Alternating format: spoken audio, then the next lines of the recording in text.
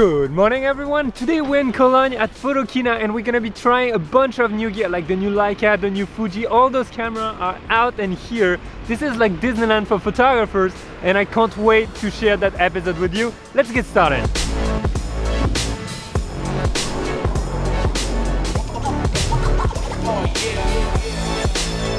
Alright guys, hope you're having an amazing day. Welcome to Cologne here. It's a bit special because if you don't know Photokina, it's one of the biggest photo show on the planet and there are all the big brands here who are showcasing their newest model. So this video is gonna be like purely hands-on. We're gonna be driving? We're gonna be walking absolutely everywhere, trying all the gear. It's gonna be a bit shaky. It's gonna be as if you were with me on the field. So let's get started and let's have some fun. The first spot we wanna hit is Canon because Canon has the R model, the new mirrorless camera that is out now. You can actually play around with it, so we're gonna try it out. After I wanna head over to Leica, I'm gonna head over to Fuji because they have their new cameras. We're gonna try Panasonic also, they announced the G50 something. So super excited, there are a bunch of people, the stands are huge here and you can shoot everywhere. It's like, oh my god, there's a giant queue for the Canon. It's a little bit crazy. Finally made it through the queue. So I'm gonna try the EOS R. I don't know how you even pronounce it. The 2870 f2. That sounds pretty like, that sounds like a beast to be honest. Like f2 2870, great range, super shallow depth of field. Let's see how it feels. I know for video it's definitely not the camera I would get, but if you do just photography, it might be great. And I've got those like funny focus ring thing. So let's check it out. Do you think you can help me? Alright guys, we've got it. Look at that massive lens, 2870. I'm more excited by the lens than the camera to be honest, because this is like the ultimate travel lens. Alright, so first thing I noticed, the handling on the EOS R is really good. So they did a great job. You can hold it with 2 fingers, no problem. People are afraid I'm gonna drop it now. And then in terms of screen, you have a flip screen, which is great if you're shooting on the ground or whatever. Super practical. Now we know, as I mentioned, for video, I don't recommend, but for photos, it's really nice. What I love is actually the touchscreen is full, so you can focus from the touchscreen, but you can also review your images and zoom in afterward, which is nice. And they have that new ring here that you can reprogram to do anything you want, like if you want to do aperture, if you wanted to do ISO, whatever you want, you can just turn that, and that's pretty, I think that's pretty rad. Although there is this massive lens, still feels really sturdy. So good job Canon on the handling, pretty good. Alright guys, let's go explore something different. Let's go check out Panasonic. They announced their first full frame camera, mirrorless camera, Panasonic. So it's a pretty exciting time. Let's see what they have. Look, Panasonic. And yes, I did change shirt because I was too hot. I used to have the GH5 and the day I switched to Sony, I discovered what autofocus was. I was so surprised it was so slow before. But the video was cool. It was very nice, small and compact. But if they have a new full frame now that they announced, maybe that could be something to consider if you're in the market for a new camera. Let's see what there is. Nope, that's a GH5. Where's the new camera? Come on man, why are you making it so difficult for me to find it? The camera is not available yet. They only have like pieces. This is how they make the camera. This is a piece of the camera. This is another piece of it. This is another part. And this is what it might look like. I don't know, I just wish they had at least a test model here so we could just play around with it. Yeah, I think they missed something. Big opportunity to have a lot of vloggers test that camera right now.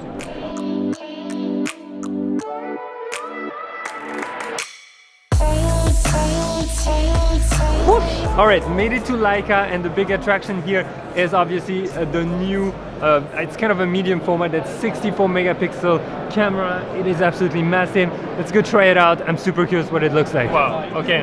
That's the new Leica and it's coming out next year. This is big beast, and gotta say the sensor is bigger than full frame, so bigger than the one I'm using right now, and it's 64 megapixel. My camera feels like a baby now because it's 42 megapixel. It's crazy. Wow. Alright, that's 100 f2, and the sensor being bigger than full frame, it means the bokeh, you have even less depth of field. It's so cool. Like everything disappears. Alright, ergonomic wise, I gotta say, once you have it in hand, you cannot forget you have it in your hand. Like, you're not gonna forget your camera, because when you're walking with that, if you don't have something solid in your hand, you know you forgot your camera. It's better for studio, because obviously if you're doing travel photography in the street with that, that might get a bit difficult on your arms. And imagine if you did vlogging. No, I don't think so. That's not the purpose, clearly. But it's pretty impressive, huh? I don't know if I would ever use it except in a studio. Thank you for holding the camera, that's very nice. Alright, let's be super honest here. If I were to shoot in studio, maybe I would use something like that. There's no way I could use it in any other circumstances. And I want to say, there's Nikon over there. We're gonna go check it out. But look, they have workshops where workshops are like stands where you can shoot people everywhere. So Nikon, I haven't taken the Z7 yet in hand, and the Z6, I really want to see how it feels, because on the specs, it's actually a pretty good camera. They did a way better job, in my opinion, than Canon, and they're trying to make an entry into the video world, which might be a bit surprising. We'll see how that goes.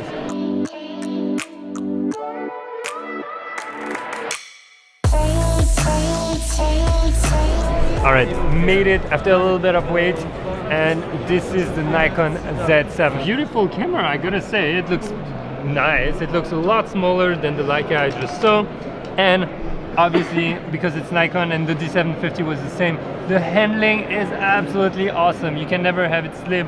You can hold it like that, no problem. Now the big problem, and you guys might have seen the reviews, only one memory card slot. I mean, it's not a problem for many people, it's just a problem for me. And here we've got 2470 f4. Looks pretty good. There is a little screen here. Looks nice. Error because there is no memory card, obviously. There's face detection. There's no lag in the screen. Now the good thing is the switch video to photo is actually just here, so it's pretty quick. Any of you have that new Z? I want to know, what do you guys think about it? How do you feel about it? Have you tried it extensively or not? I mean, to be honest, if I were still a Nikon shooter, I would totally get on that camera, because that looked like a great compromise. Even the video has been improved, all that. So pretty cool. Now we're gonna go and try to see our friends at Fuji, because they've got something new too, and I'm pretty excited to check it out. It's a medium format camera. Ooh.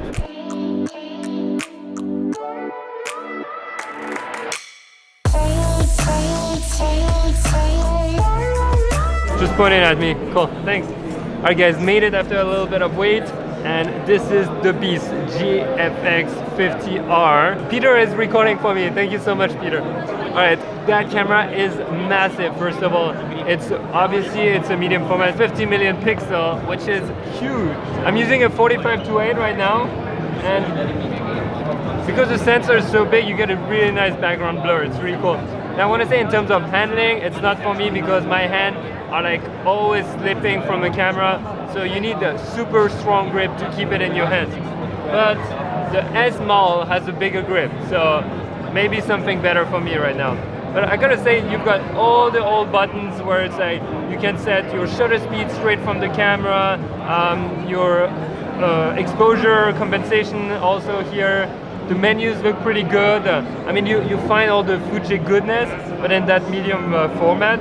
And I gotta say, it's big, it's new. I'm wondering who's gonna get it, maybe more for studio. Thanks a lot, Pierre. Gotta say, guys, it's always a little strange to review or try gear straight on the sense, because there are a lot of people around you, you don't really know what you're doing. So, what I really like to focus is on the handling, on the ergonomics, and the ergonomics of that camera are terrible. Like, sorry, but it's so big and it just slips right through your hand, so I could never get that camera.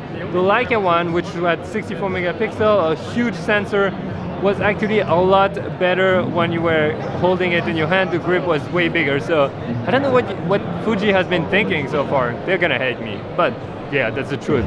Let's go try to find something different.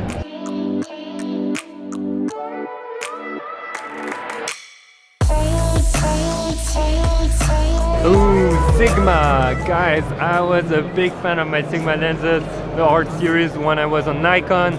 And well, they just released the Sigma Sony lenses, so I'm super excited, and apparently I can just go here and try all of them. So if you're up for the game, we're just gonna try, and I think we're gonna try with Number one, 14mm. Number one is 14mm 1.8. The piece of glass on it is absolutely massive. It's like a half sphere. I don't know if you guys can see, and I'm pretty sure you can still see my arm over here, and I'm not even holding the lens that far. Super heavy, by the way. Let's try the 20mm 1.4. 20mm 1.4. Do you see a difference in the background, like in the blur around you? Or not around me, actually? It's such a nice piece of glass. I really want to try to shoot landscape with that one day. Really cool. Or even street. Imagine shooting super low on the ground. It can be really nice. Let's try 24 1.4. Alrighty, 24 1.4. Let's try my favorite 35 1.4. 35 1.4. Gotta have to be like even further now. That was one of my favorite lenses whenever you're shooting street or you're shooting portraits or you're shooting, when I was shooting weddings at night also, 1.4 35 go-to lens. It's really nice field of view. You get a lot in, but not too much also. Very nice. Let's try 50mm 1.4. And 50mm 1.4, I'm pretty sure it's super cropped on my face right now. It must be super close, guys. But 50mm is very nice. But I have to say, if I get 50mm lenses, usually I get the 1.8 that are very cheap. I'm not sure if I need the 1.4. It looks good, but then maybe I would get 70 or 85. So let's try 70. 85, you can see my eye. That's pretty cool. Let's try it normally. Look at that. So 85 is definitely one of the lenses I want to get because the background, the bokeh, everything's so blurry in at 1.4. It's awesome. If you do portraits or anything, it is a great lens. Look at, I don't know, it just looks so, it's just so smooth. I'm back at 16mm on my pancake because it's just getting really heavy, but I gotta say the 85mm is so smooth. I try also the 105 1.4. It is a massive lens, but damn, the bokeh, like it's incredible. If you want to get rid of anything in the background, this is the lens you should try. Like, it is just magical. I wonder if anyone's using it in weddings. If you know, let me know in the comments. But I want to take you to the next one, which is gonna be Sony, because maybe they have something new. I know they didn't announce the Sony S3 that everyone was waiting for, but maybe the stand looks cool, so let's go check it out together.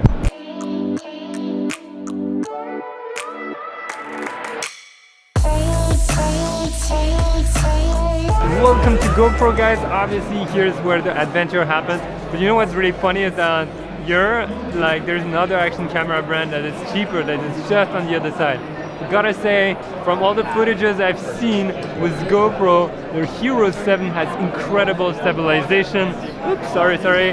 And I am so excited about it because this is such a small camera. It's so practical, and one of the reasons I never used mine or don't use it that much in the past was also because it gets super shaky. But if you have a way to have it super stabilized, it's gonna be awesome for all the B-rolls, for all the hyperlapses and all that. And I think I will make a few videos on how to take better photos with a GoPro, because I've realized there is a huge difference between what you see on the commercials and what you actually get out of a GoPro. So I talked to them and I think we might do something together. We'll see if it happens or not. I want to do it anyways, just because it frustrates me a lot to see a lot of people with like cool shots, but they just don't look like they should. So maybe I can show you a few tricks on getting it right. Where is Sony? I'm getting totally lost now.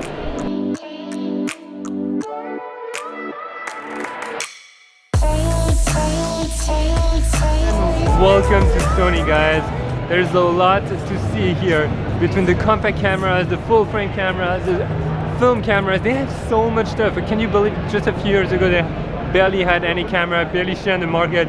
Today they took over the US market on the pro segment. It's just crazy. Look at that.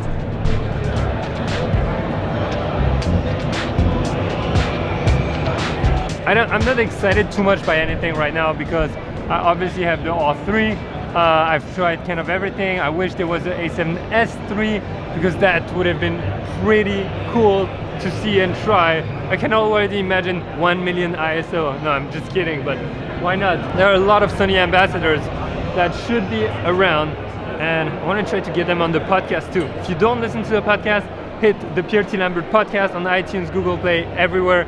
Let me know how you like it and send me your questions for the podcast. Found the 24-14, thank you. It is actually way smaller than I thought. If you remember, the Sigma version is like way bigger, if I'm correct. That's pretty cool. Let's try it.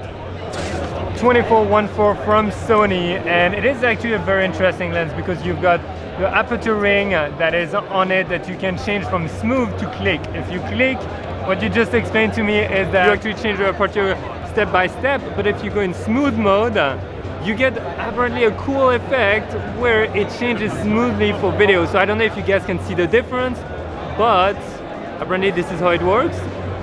Super cool. I'm excited because it's small, it's kind of light, could be a good B-roll lens in the bag, or even for vlogging, it's cool. What do you guys think about it? Gotta say, super excited by that 24-14. It's pretty impressive and it's super light, so that's maybe something I'm gonna add in the future in my toolkit. Now I've got two, I don't know, I think I'm being followed by people. Maybe you recognize them. All right, guys, if you, well, of course you know them. Kai, Locke. No, hello. I'm Kai. What? American. That was classic Kai and Locke. They're gonna be on the podcast, each an episode for them. So please check out the podcast. Link is in the description. I have a question for you guys. Which one do you think I should get? A Mavic Pro 2 or Mavic Pro 2 Zoom?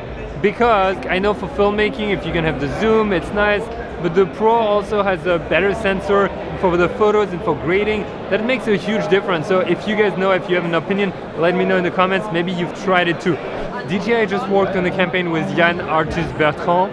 If you don't know who that guy is, he was one of the OG REL photographer. He totally inspired me with one of his books. We had it on the coffee table. Just so beautiful. But nowadays he's moving towards drone. They finally convinced him. So it's kind of interesting. Check out his work. It's absolutely stunning.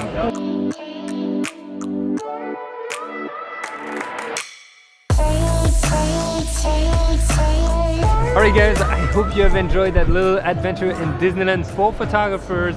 Just want to say there are a ton of gear here. You might be tempted to actually upgrade or change, but remember, get your skill to the level where you feel you maxed out your camera completely before switching, because I think that's something even me, I'm super guilty of. I always want to try new gear and different, but sometimes my gear is good enough and it's just my creativity or it's just my skills that are not pushed enough. So it's just a little thing. I met some of you guys here at the show and we discussed about it. One of you pointed that out and I think it is a very good point that I just wanted to share with you.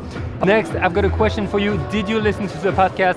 What is your feedback on it? Do you like the idea or not? I'm having Kai and Locke, as I'm saying, on the podcast, maybe Joellen too. Gonna get a bunch of other photographers also, trying to keep it fresh, interesting, so make sure you leave me questions either on Twitter, Instagram, or even here on the comments on YouTube. I respond to them on the podcast. It's super nice. I like the format, so I hope you like it too. And before we wrap it up, make sure you subscribe to the channel. If you're new here, travel adventure photographer, I'm traveling all around the world taking the awesome photography videos just for you, so please don't miss it out. Make sure you hit the subscribe button and ring that notification bell. It's gonna make a huge dong. It's gonna be awesome, and I will see you in the next episode. Remember guys, get out there, go shoot, try something different, try something new. You might be surprised by the results you'll get. They might be amazing. See you guys, bye.